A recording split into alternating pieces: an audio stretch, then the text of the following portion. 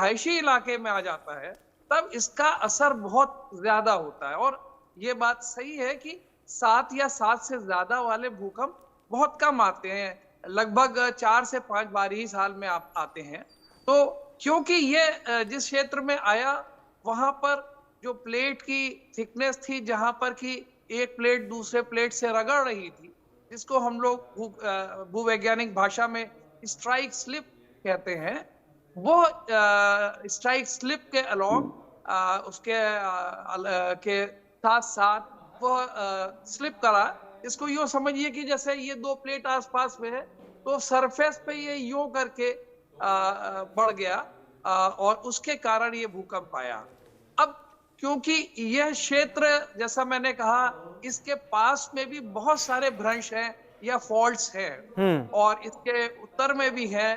कुछ fault north south run करते हैं और काफी फॉल्ट जो है वो ईस्ट वेस्ट भी हैं। तो जैसा वहाँ का भूवैज्ञानिक मानचित्र को अगर आप देखें तो उसमें पाएंगे कि ये एक बहुत ही एक्टिव जोन है। इसके पास ही बर्मीज आर्क के अलावा वहां पे सुंडा ट्रेंच है, और पास में 90s रिज है जो Indian Ocean Bay of Bengal में है। तो ये पूरा का पूरा क्षेत्र एक भूकंप के लिए बहुत ही एक एक्टिव जोन है।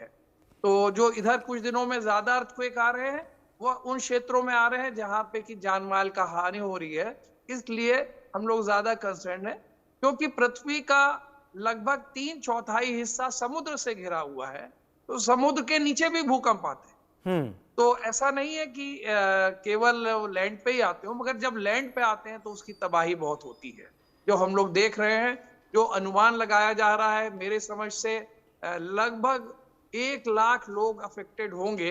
अभी तो उनके जो डेटा है वो 1700 लोगों के हम्म। मारे हम्म। जाने की खबर है, और करीब 3400 लोग इंजर्ड है। लेकिन अभी जब बिल्डिंग्स को उसमें सफाई होगी, उसको चेक किया जाएगा, क्योंकि वहां पे अभी जाने में भी बड़ी दिक्कतें हैं। हम्म। भारत और अन्य देशों ने अपनी सहायता भेजी है, लेकिन जो सबसे पास का एयरपोर्ट है वो पूरी तरह से नष्ट हो चुका है। मैं सैटेलाइट का इमेज देख रहा था, भूकंप से पहले और भूकंप के बाद बहुत अधिक मात्रा में वहां पे तबाही हुई है। लगभग लगभग 100 स्क्वायर किलोमीटर का एरिया बिल्कुल निस्त नाबूद हो गया है। सड़कें टूट गई हैं, पुल सारे नष्ट हो गए हैं, एयरपोर्ट और वहां पर जो उससे संबंधित और इंफ्रास्ट्रक्चर होते हैं सब गिर गए हैं। तो ये स्थिति है। नेपिडा जो कि राजधानी है और पास में यांगून, वहाँ पर भी इस तरीके की तबाही के समाचार सामने आए हैं। Doctor A K. बियानी, अब आपके ज़रिए भी मेरे दर्शक समझना चाहेंगे कि ये भूकंप जो आया है इसकी तीव्रता 7 के ऊपर जाना क्या संकेत देता है, और क्या ये माना जाए कि इस तरीके के 7 के ऊपर की तीव्रता के भूकंप आना ये नेचुरल कोर्स में होता ही है, या फिर इसके पीछे की वजह आपको और कुछ दिखाई पड़ती है? नहीं, ये सारी की सारी क्रिया जो हो रही है वहाँ पर वो नेचुरल फैक्टर के कारण ही हो रही है, इसमें ह्यूमन इंटरफेरेंस कहीं भी नहीं है।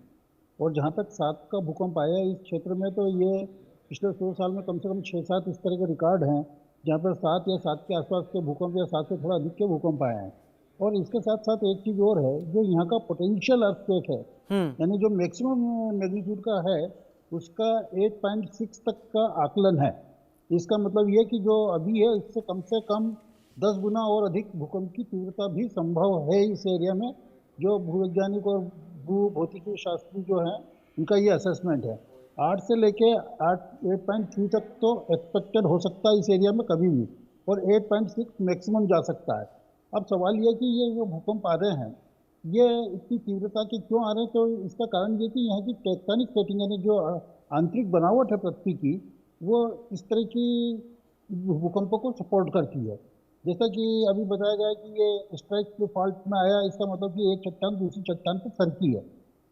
अब ये सरकने की प्रक्रिया इसके पूर्वी क्षेत्र में है, पर अगर हम म्यांमार के पश्चिमी क्षेत्र को देखें तो वहाँ पर इंडियन प्लेट जो है वो म्यांमार प्लेट के अंदर जा रही है। तो इसका मतलब ये है कि भूकंप अगर हम इंडियन साइड में आता तो, और इंडियन प्लेट के सबडक्शन से आता या इंडियन प्लेट के नीचे जाने से आता, तो उसकी तीव्रता और अधिक संभावित है।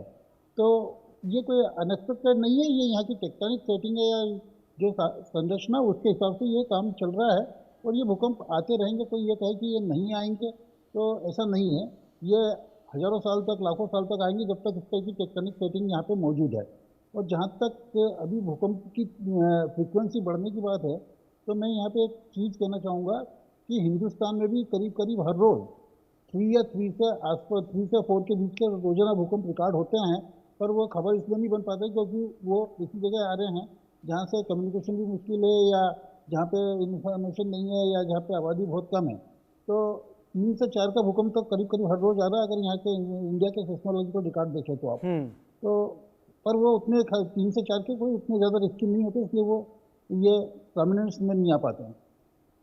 ठीक है प्रोफेसर विभूति राय, कई जियोलॉजिस्ट ने, कई भूवैज्ञानिकों ने जो विदेशी भी हैं भारत में भी हैं, उन्होंने, क्योंकि जब जैसा कहा कि आपने ये प्लेट्स सरकी एक दूसरे के ऊपर या एक दूसरे के साथ साथ सरकी, तो ये प्लेट्स कोई एक छोटी चाबी से तो सरक नहीं रही हैं। इनको सरकने के लिए एक इतनी बड़ी ऊर्जा की जरूरत है जो इतने बड़े रीजन को खिसका दे और बिल्डिंगों को हिला दे या तबाह कर दे।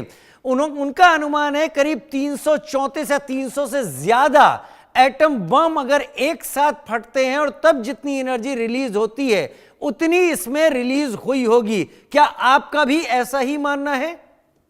जी करीब करीब ऐसा मानना क्या, ये तो एक बहुत ही भूवैज्ञानिक एक तथ्य है। इसमें कोई ऐसा नहीं है कि कोई कुछ माने। जहां पर ये भूकंप आया वहां पे उसका एपिसेंटर या केंद्र बिंदु जमीन के नीचे करीब 10 किलोमीटर था। 10 किलोमीटर एक शैलो अर्थक्वेक आता है की कैटेगरी में आता है।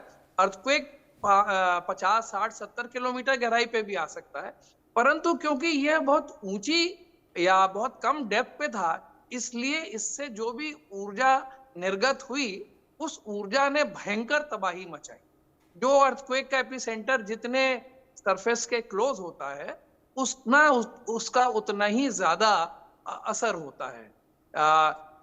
आप यूं समझिए कि एक पत्थर की चट्टान जिसकी 10 किलोमीटर की थिकनेस है, वो 10 किलोमीटर की थिकनेस चटकती है और खिसक रही है एक दूसरे के अलोंग। जो पश्चिम में प्लेट है वो उत्तर की तरफ जा रही है और जो पूर्व में प्लेट का हिस्सा है वो दक्षिण की तरफ जा रहा है, जिसको मैंने कहा कि स्ट्राइक स्लिप फॉल्ट कहते हैं।